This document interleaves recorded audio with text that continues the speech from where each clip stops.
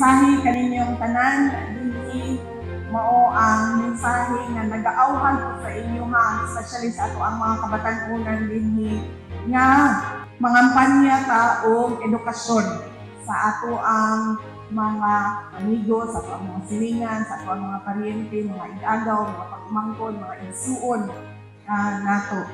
Lahi ang oportunidad sa trabaho, lahi ang oportunidad sa kinabuhi nga moabot sa inyo ha. Lahi pod kung kamo naay diploma, dungagan pa sa inyong kakugi ug dungagan pa sa inyong kagustuhan na magbago ang inyong kinabuhi. Makita nato nga so walay dato, walay pobre kay ngano man tungod kay pareho man tanan i-graduate. Tanaw na lang na sila kung sa imong nahuman, kung sa imong abilidad, kung sa imong makaya buhaton para sa imong trabaho o para sa kumpanya na mo hire kanimo.